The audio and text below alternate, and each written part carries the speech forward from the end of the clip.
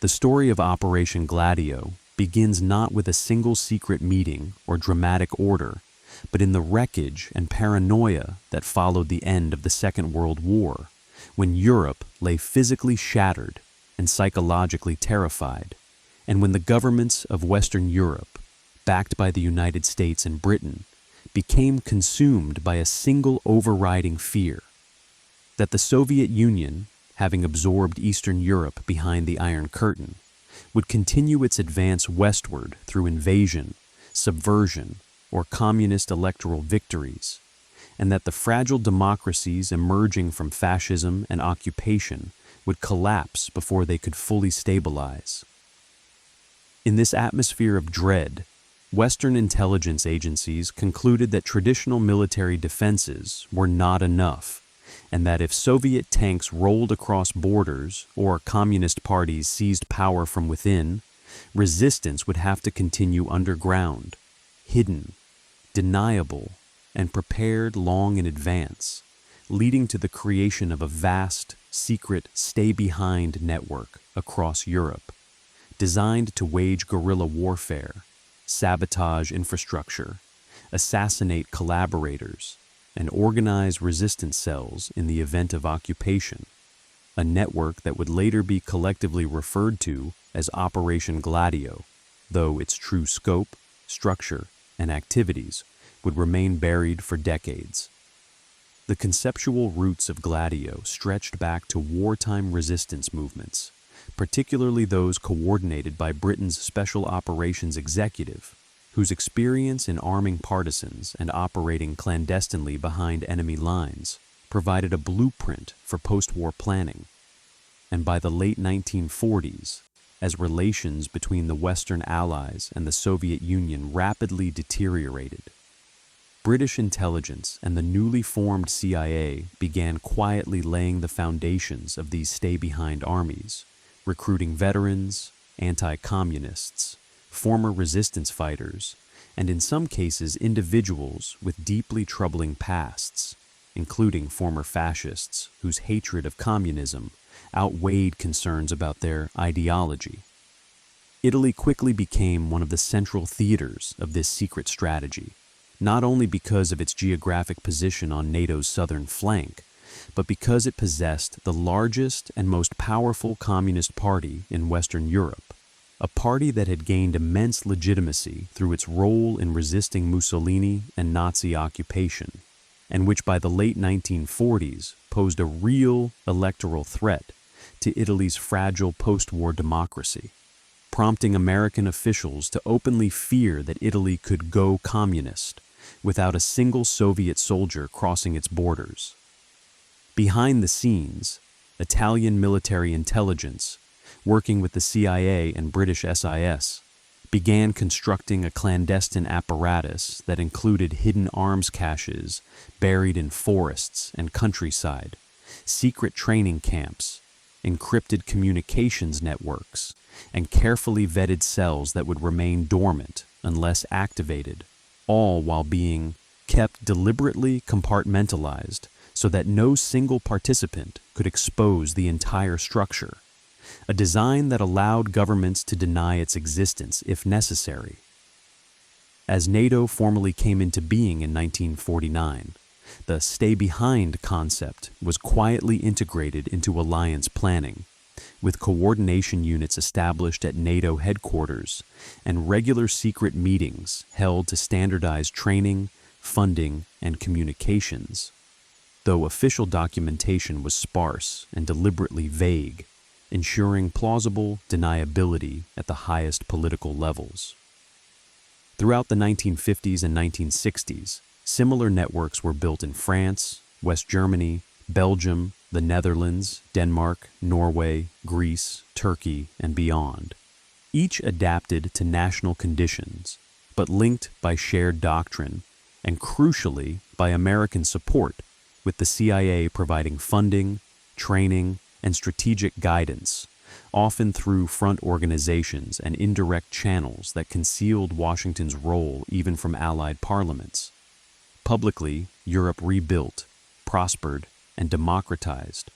but beneath the surface, these shadow armies remained in place, training quietly, updating weapons caches, and conducting exercises based on hypothetical invasion scenarios that assumed total war between NATO and the Warsaw Pact. A future that seemed increasingly plausible as crises like the Berlin blockade, the Korean War, and later the Cuban Missile Crisis reinforced the belief that global conflict could erupt with little warning. Yet, as the decades passed and the feared Soviet invasion failed to materialize, Operation Gladio did not simply wither away, and it is here that the story darkens, because in several countries, particularly Italy, allegations emerged that elements of the stay-behind networks were repurposed for domestic political warfare, aimed not at resisting foreign occupation, but at influencing elections, undermining left-wing movements, and maintaining a climate of fear that would push public opinion toward conservative, pro-NATO governments. Italy in the late 1960s and 1970s descended into what became known as the Years of Lead, a period marked by bombings, assassinations, kidnappings, and street violence carried out by both far-left and far-right extremist groups. And while the official narrative attributed these acts to domestic radicalization, investigative journalists, magistrates, and later parliamentary inquiries began uncovering disturbing patterns suggesting that some attacks attributed to left-wing groups may have been false flag operations carried out or facilitated by neo-fascist networks with ties to military intelligence, a strategy later described as the strategy of tension, designed to shock the population, justify emergency powers, and discredit the political left. The 1969 Piazza Fontana bombing in Milan, which killed 17 people and injured dozens, became one of the most infamous cases, initially blamed on anarchists before evidence gradually pointed toward far-right extremists, some of whom were later revealed to have connections to intelligence services, raising explosive questions about whether the state itself, or factions within it, had manipulated terror for political ends. For years, these allegations were dismissed as conspiracy theories,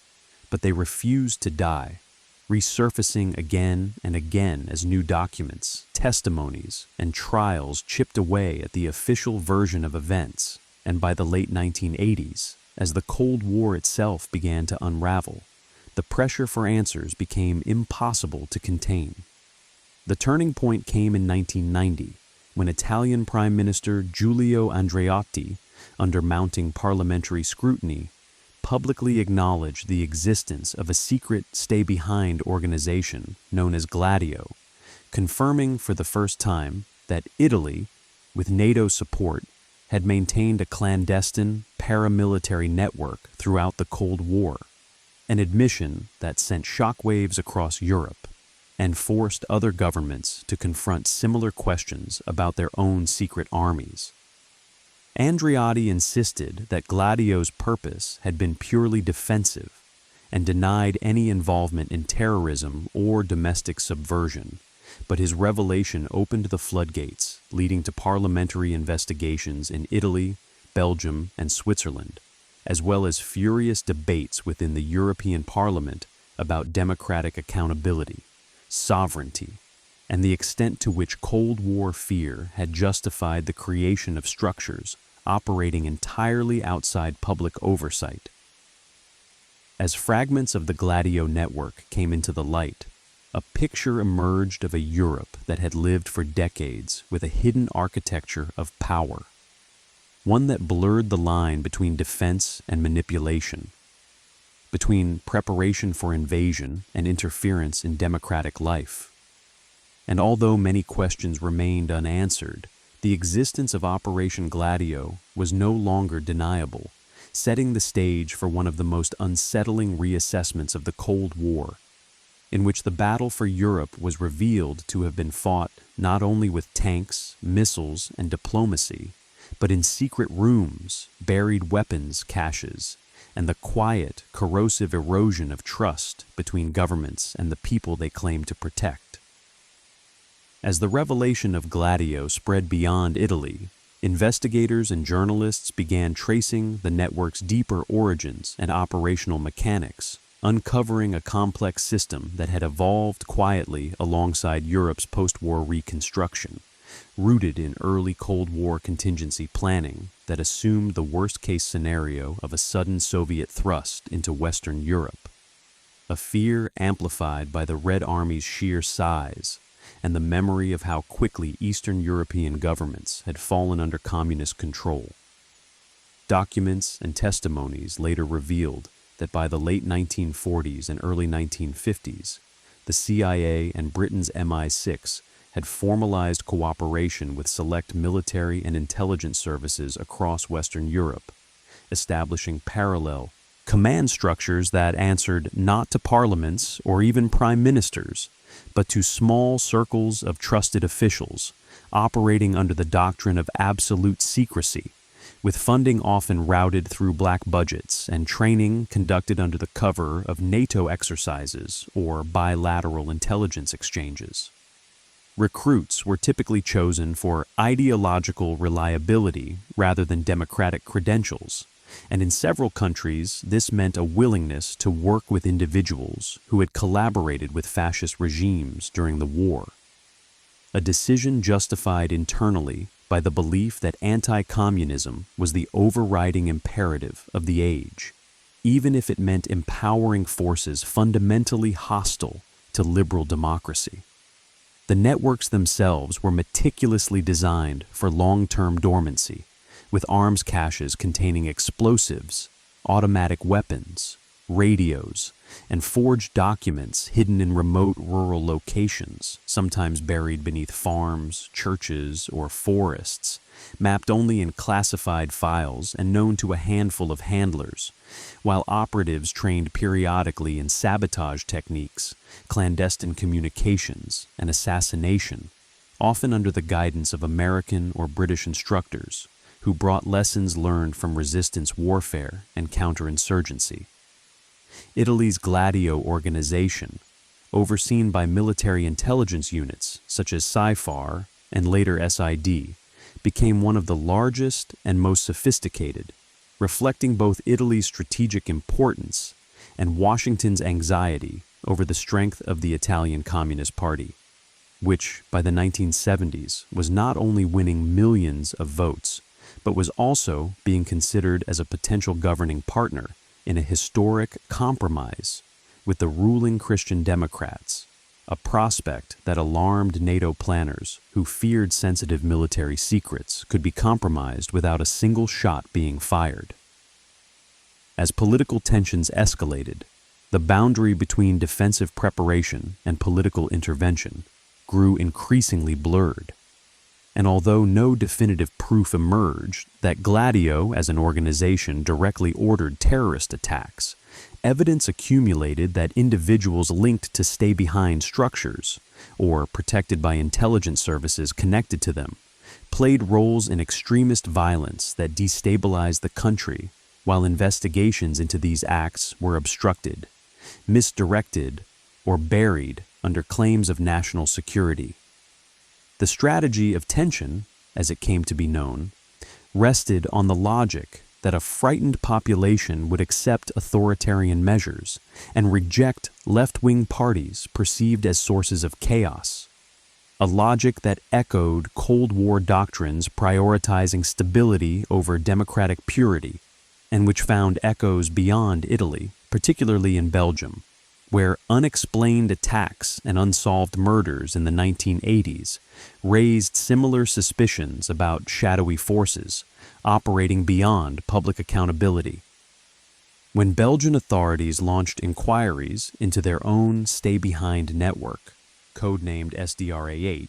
they confirmed coordination with NATO and the CIA, though officials insisted that, as in Italy, the network had never been activated for domestic operations, a claim that did little to quell public anger or distrust. In Switzerland, a traditionally neutral country, the exposure of a secret army known as P-26 shocked citizens who believed their political system immune to such clandestine manipulation, revealing that Cold War fear had overridden even deeply ingrained traditions of transparency and civilian control. The European Parliament's subsequent investigation in the early 1990s painted a fragmented but disturbing picture of a continent where democratic institutions had coexisted uneasily with hidden paramilitary forces, prompting resolutions condemning the lack of oversight and calling for the dismantling of all stay-behind networks. Though enforcement depended largely on national governments, whose intelligence services were reluctant to expose the full extent of their past activities, the United States, for its part, maintained a careful distance from the controversy, neither fully confirming nor denying its role, while emphasizing that the Cold War had been an extraordinary period, requiring extraordinary measures, a framing that resonated with some, but rang hollow to those who saw in Gladio evidence of systematic deception carried out in the name of security. Historians later argued that Operation Gladio embodied the central moral contradiction of the Cold War West, in which democracies professed a commitment to freedom while simultaneously constructing secret mechanisms that undermine the very principles they claim to defend, justified by an apocalyptic worldview in which the loss of one election could trigger irreversible geopolitical collapse. This contradiction was especially visible in Italy, where decades of political instability, corruption scandals, and public cynicism toward institutions were increasingly interpreted through the lens of Cold War manipulation, with Gladio becoming a symbol, rightly or wrongly, of a state that had never fully trusted its own citizens. Yet even as outrage mounted, many former intelligence officials defended the stay-behind concept, arguing that the absence of a Soviet invasion proved not that the networks were unnecessary, but that they had worked as a deterrent, part of a broader architecture of resistance that signaled to Moscow that any occupation would be costly and contested, a claim impossible to verify and difficult to refute. What remained undeniable was that Operation Gladio had operated for decades without meaningful democratic oversight, shielded by secrecy agreements, Cold War fear, and the complicity of political elites who preferred not to know too much. And as Europe entered the post-Cold War era,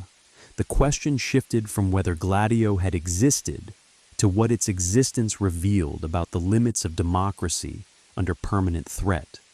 and whether similar structures might still exist, hidden within new security frameworks justified by new enemies. The story of Gladio thus became less about a single covert program and more about the legacy of a mindset that prioritized control over consent, secrecy over accountability, and stability over transparency.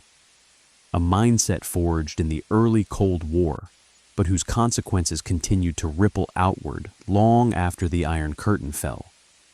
leaving behind unresolved questions, incomplete records, and a lingering sense that the true history of Europe's Cold War was far darker and more ambiguous than the official narratives of freedom and defense had ever admitted.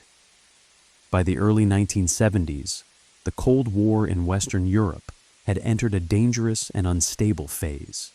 defined less by the threat of open invasion and more by internal fracture, ideological polarization, and violence that unfolded within democratic societies themselves. And it was in this environment that Operation Gladio's most controversial legacy took shape, as Italy in particular became the focal point of a grim convergence between secret state structures, extremist groups, and a population caught in the crossfire of fear and manipulation. The optimism of post-war reconstruction had given way to economic strain, labor unrest, and generational revolt, with student movements, worker strikes, and radical politics spreading across the country,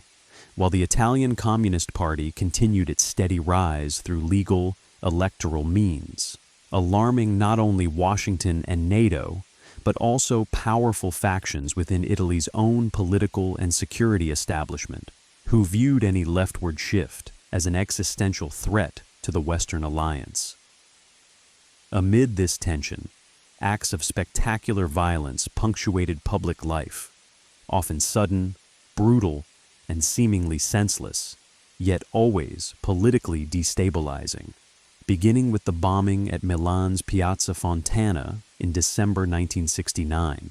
which shattered a crowded bank, killing 17 people and injuring dozens more,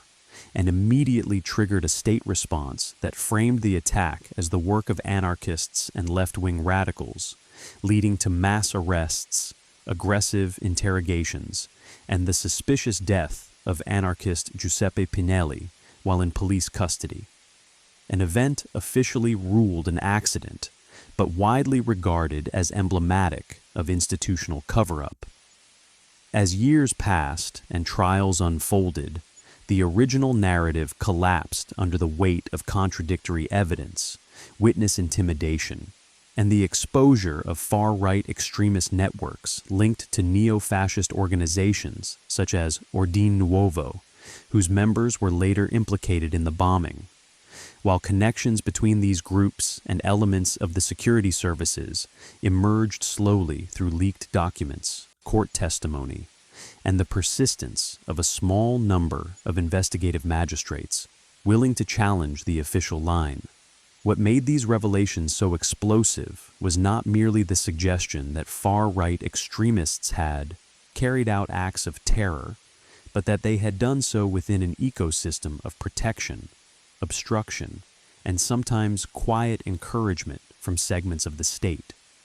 creating the perception that violence had been instrumentalized to shape political outcomes, a perception reinforced by the repeated pattern of attacks followed by false attribution, stalled investigations, and missing files. Throughout the 1970s, Italy experienced dozens of bombings and assassinations, culminating in the 1980 Bologna railway station massacre, which killed 85 people and wounded more than 200, the deadliest terrorist attack in Italian history. And although this atrocity occurred outside the most intense years of Gladio scrutiny, later investigations again pointed toward neo-fascist perpetrators with ties to intelligence networks, deepening public suspicion that a hidden hand had been guiding the chaos. The phrase strategy of tension entered the public vocabulary to describe what many Italians believed was a deliberate attempt to create an atmosphere of permanent emergency, in which fear would erode trust in democratic processes and make authoritarian solutions appear necessary, a strategy that aligned disturbingly well with Cold War doctrines emphasizing stability and anti-communism over pluralism. While definitive proof of centralized command linking Gladio directly to acts of terror remained elusive, the cumulative weight of evidence suggested a system in which clandestine structures, originally created to resist foreign occupation, had become entangled with domestic political conflict, their secrecy allowing individuals and factions to operate beyond accountability, shielded by the same national security rationale that had justified their existence in the first place. This ambiguity proved devastating to public confidence, as Italians began to question whether their democracy had ever been fully sovereign, or whether key decisions had been shaped behind closed doors by forces answerable not to voters, but to secret committees and foreign allies. Similar, though less intense, reverberations were felt elsewhere in Europe, particularly in Belgium, where a series of brutal, unsolved attacks attributed to the so-called Brabant killers in the 1980s left investigators baffled and the public terrified.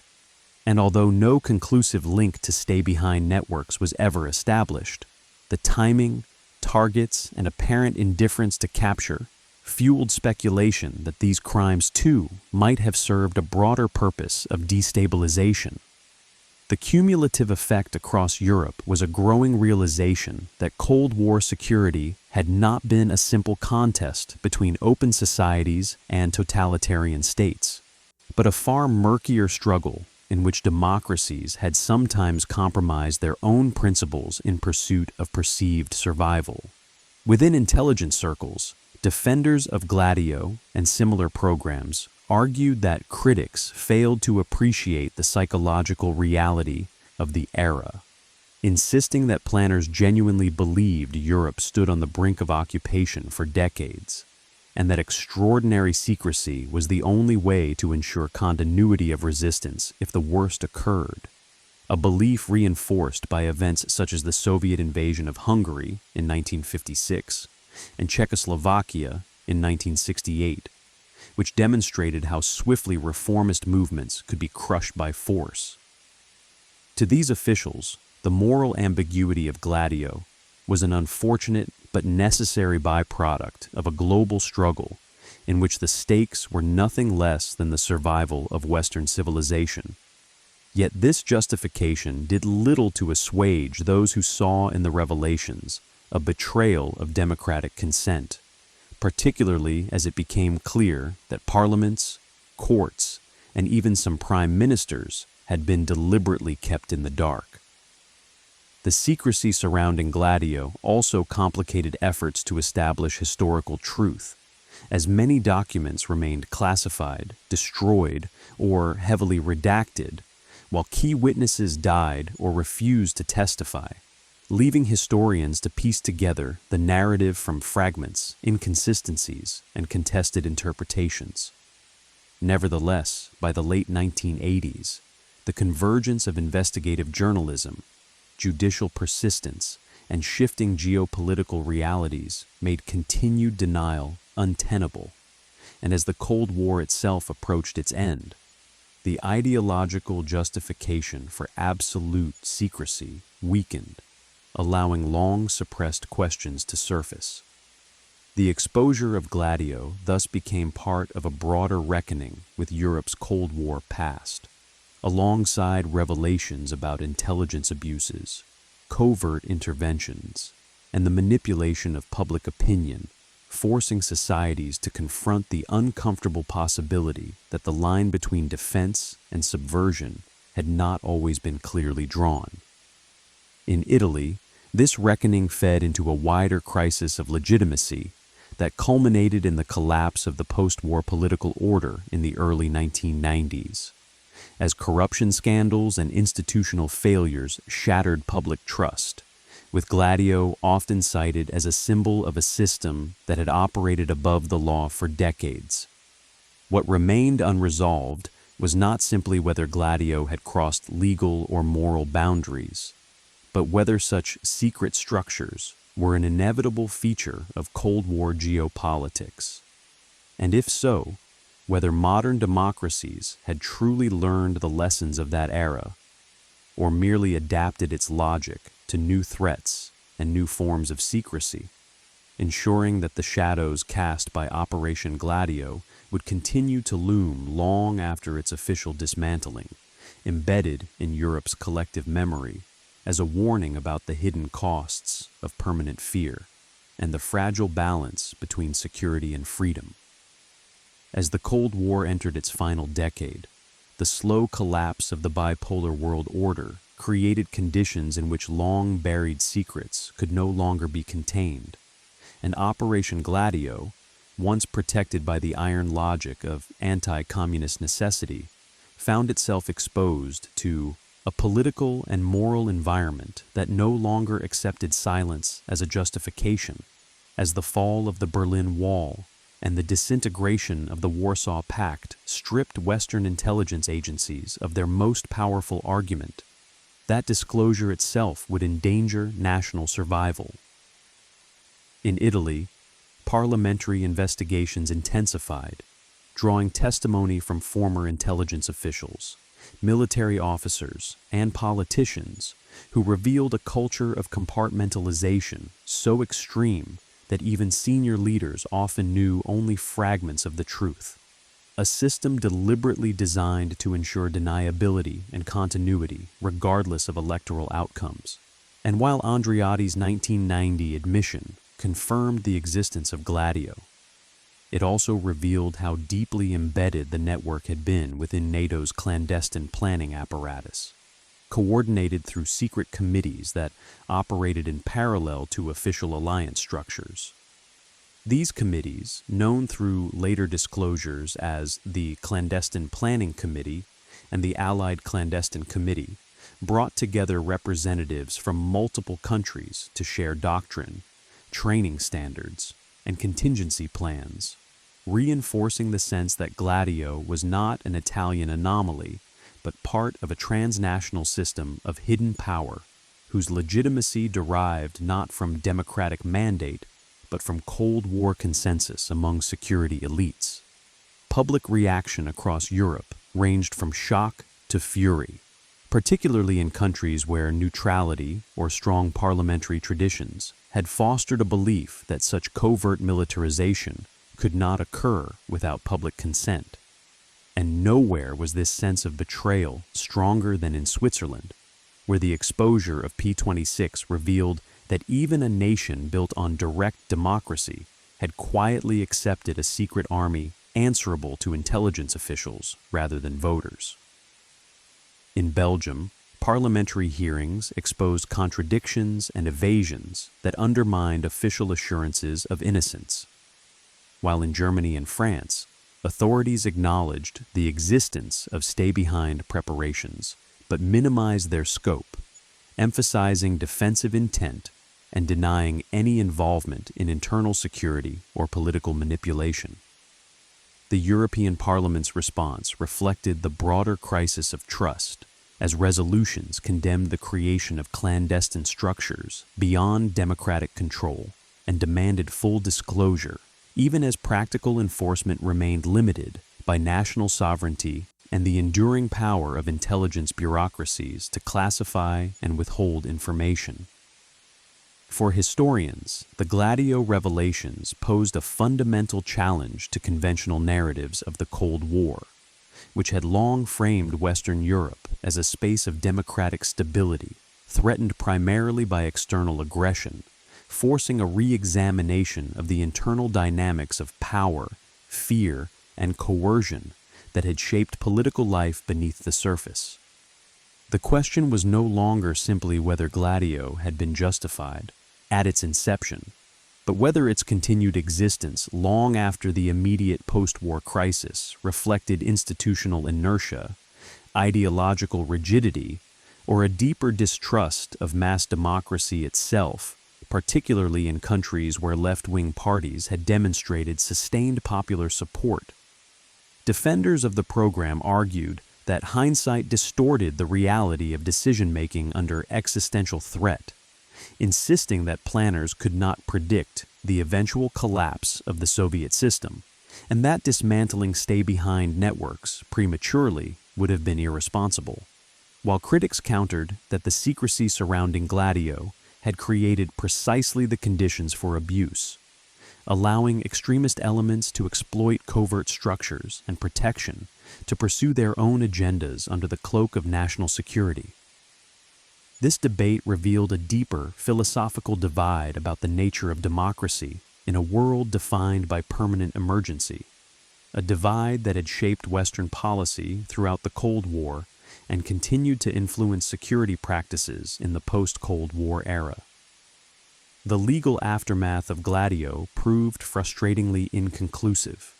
as many cases collapsed due to lack of evidence, expired statutes of limitations, or the death of key witnesses, leaving victims without closure and reinforcing the perception that justice had been subordinated to political expediency,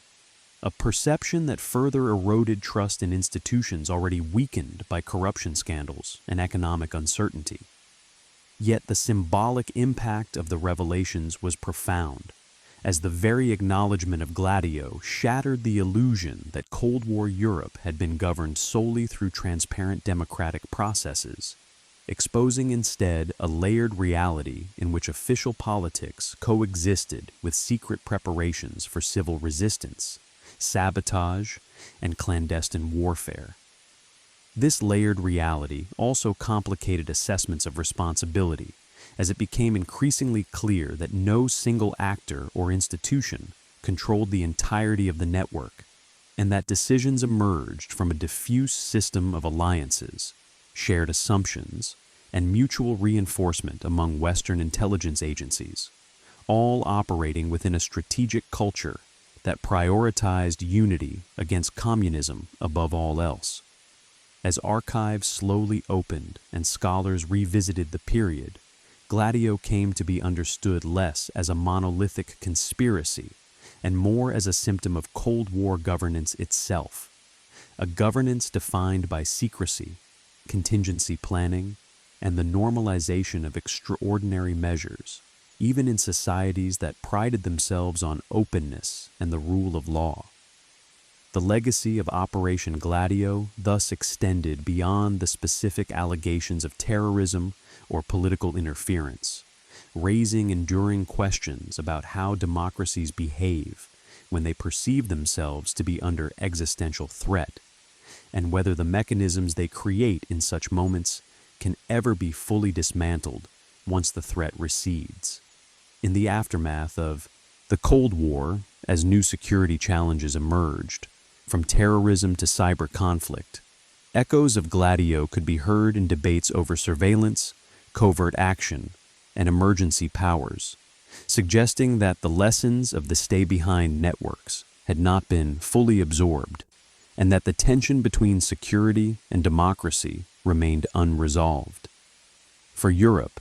confronting the history of Gladio became part of a broader struggle to reconcile its self-image as a bastion of democratic values with the realities of a past shaped by fear, secrecy, and compromise. A struggle that underscored the fragility of democratic norms under pressure and the ease with which extraordinary measures can become permanent features of governance. In this sense, Operation Gladio was not merely a Cold War relic, but a mirror held up to Western societies, reflecting the costs of living for decades in the shadow of an imagined catastrophe, and reminding future generations that the defense of democracy can, paradoxically, become one of its greatest threats if conducted without transparency, accountability, and trust. In the years that followed the public exposure of Operation Gladio, the silence that had once surrounded Europe's stay-behind networks was replaced not by clarity, but by a contested landscape of memory, denial, and partial disclosure, as governments attempted to close the chapter while historians, victims' families, and civil society groups continued to demand answers that official investigations had failed to provide, revealing how deeply the Cold War had shaped not only institutions, but also the habits of secrecy that persisted long after the original threat had vanished. In Italy, successive parliamentary commissions revisited the years of lead with renewed urgency, uncovering patterns of obstruction that suggested not a single grand conspiracy, but a systemic failure rooted in the fragmentation of authority, where intelligence agencies, military structures, extremist groups, and political actors intersected without clear lines of accountability, creating an environment in which violence could be manipulated, investigations derailed, and responsibility endlessly deferred. The destruction or disappearance of key documents, often justified as routine archival practice or national security necessity, further ensured that definitive conclusions would remain elusive, reinforcing the sense that the full truth of Gladio was destined to remain permanently incomplete. For many Italians, this incompleteness itself became a form of indictment, symbolizing a republic that had never fully reckoned with the compromises made in the name of anti-communism, and whose democratic legitimacy had been weakened by decades of concealed power structures operating beyond public scrutiny. Elsewhere in Europe, official responses followed a familiar pattern of acknowledgement without accountability, as governments admitted the existence of stay-behind preparations while insisting that they had remained dormant and purely defensive, a narrative that appealed to Cold War pragmatism, but failed to address lingering suspicions fueled by circumstantial evidence and unresolved crimes. The United States and NATO maintained strategic ambiguity, declining to release comprehensive records or issue formal apologies, instead framing Gladio as a product of its time, an extraordinary response to extraordinary danger, a stance that implicitly accepted the erosion of democratic transparency as an acceptable cost of survival. This framing, however, collided with a growing post-Cold War emphasis on human rights, rule of law, and civilian oversight, exposing a fault line between security cultures shaped by existential fear and political cultures increasingly intolerant of unaccountable power. The academic debate that followed reflected this tension,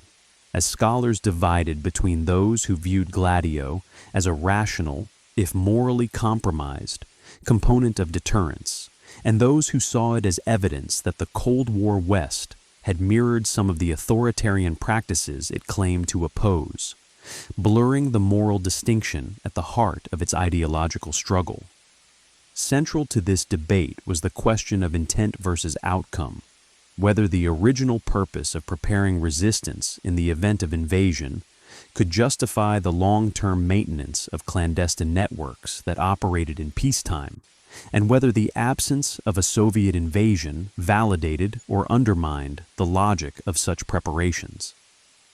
Critics argued that the very secrecy that protected Gladio from public oversight also insulated it from democratic correction, allowing outdated assumptions to persist unchallenged and enabling abuses that might otherwise have been prevented through transparency and debate.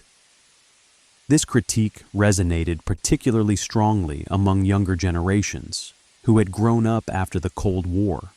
for whom the existential dread that had shaped earlier policy decisions was no longer a lived reality, and who viewed the revelations as a cautionary tale about the dangers of permanent emergency thinking. The cultural impact of Gladio extended beyond politics and academia, influencing literature, film, and journalism that sought to grapple with the hidden dimensions of Europe's post-war history, often portraying the stay-behind networks as symbols of a deeper unease about sovereignty, manipulation, and the fragility of democratic institutions under pressure. Yet even as Gladio entered the cultural imagination, official closure remained elusive, with many archives still classified and key questions unanswered, ensuring that the program continued to function as a prism through which broader anxieties about power and secrecy were refracted. The enduring fascination with Gladio lay not only in its specific allegations, but in what it revealed about the nature of modern governance in a world defined by perceived existential threats. A world in which democratic states had normalized secrecy to such an extent that entire parallel structures could exist for decades without meaningful public awareness. This normalization, critics warned, did not end with the Cold War, but instead evolved as the language of anti-communism gave way to new justifications rooted in counterterrorism, cybersecurity, and hybrid warfare, each invoking similar claims of necessity and urgency. Seen through this lens, Operation Gladio became less an aberration and more an early example of a broader pattern in which democratic societies repeatedly confronted the temptation to sacrifice transparency for security, often with long-term consequences that only became visible once the immediate threat receded. The unresolved legacy of Gladio thus served as both a historical case study and a warning, illustrating how easily extraordinary measures could become entrenched and how difficult it was to dismantle structures built on fear once they had been institutionalized. As Europe moved deeper into the 21st century, the questions raised by Gladio remained strikingly relevant, challenging policymakers and citizens alike to consider where the boundary between legitimate defense and democratic erosion should be drawn, and who should have the authority to draw it. In this sense, the true significance of Operation Gladio lay not solely in the past, but in its capacity to illuminate enduring dilemmas about power, secrecy, and accountability, dilemmas that continued to shape the political landscape long after the Cold War's end, ensuring that Gladio's shadow would persist as a reminder of the hidden costs of defending freedom without fully trusting the people in whose name that defense was undertaken. The final chapter of Operation Gladio is not marked by a single dismantling order or public reckoning, but by a gradual fading into institutional silence, as the structures that once defined Cold War contingency planning were officially dissolved or absorbed into new security frameworks without ever being fully exposed, leaving behind a legacy defined more by unanswered questions than by closure. And as Europe entered a new era shaped by globalization, European integration, and shifting threats, Gladio receded from headlines but not from historical significance, remaining a case study in how fear can reshape democratic governance from within. For those who had lived through the decades of secrecy, the end of the Cold War brought neither relief nor vindication, as victims of terrorism linked, directly or indirectly, to the years of Lied continued to confront a justice system unable to deliver definitive accountability, while former intelligence officials defended their actions as products of a world that no longer existed, a world in which the possibility of Soviet domination had seemed imminent and absolute. This clash of perspectives ensured that Gladio would remain contested terrain, interpreted either as a necessary insurance policy against totalitarian expansion or as evidence of a profound democratic failure in which citizens were denied the right to know how power was exercised in their name. The inability to fully resolve these interpretations stemmed in part from the very nature of clandestine systems, which are designed to resist transparency and to fragment responsibility, making it possible for each participant to claim limited knowledge and plausible deniability, a design feature that proved effective in wartime planning, but corrosive in peacetime democracy. As historians continued to examine declassified fragments and testimony, a consensus slowly emerged that while the original concept of stay-behind resistance had been rooted in legitimate post-war fear, its longevity and secrecy reflected an institutional inertia that allowed extraordinary measures to become normalized, shielded from scrutiny by the same logic that had justified their creation. This normalization, critics argued, represented one of the Cold War's most enduring legacies, a mindset in which security considerations consistently outweighed democratic accountability, shaping policy decisions long after the immediate threat had diminished. The story of Gladio thus became inseparable from a broader reckoning with Cold War governance, challenging the binary moral framework that had long defined the era, and replacing it with a more unsettling recognition that democratic and authoritarian practices could coexist within the same political systems, justified by different interpretations of necessity. For Europe, confronting this history meant acknowledging that the defense of democracy had sometimes involved actions that undermined its core principles, a contradiction that resisted easy resolution but demanded honest engagement. In the absence of full disclosure, memory itself became a battleground, as official narratives emphasized deterrence and defense, while alternative accounts highlighted manipulation, obstruction, and the human cost of secrecy, ensuring that Gladio's meaning would continue to evolve as new generations revisited the past with fresh questions and fewer ideological constraints. Ultimately, Operation Gladio stands as a reminder that the Cold War was not only a geopolitical struggle between superpowers, but also an internal struggle within democratic societies, testing how far they were willing to go to preserve themselves and at what cost. The true danger revealed by Gladio may not lie in the existence of secret preparations for catastrophe, but in the ease with which such preparations can escape their original purpose and become embedded in political systems without consent or oversight. As modern democracies continue to confront new forms of perceived existential threat, from terrorism to technological warfare,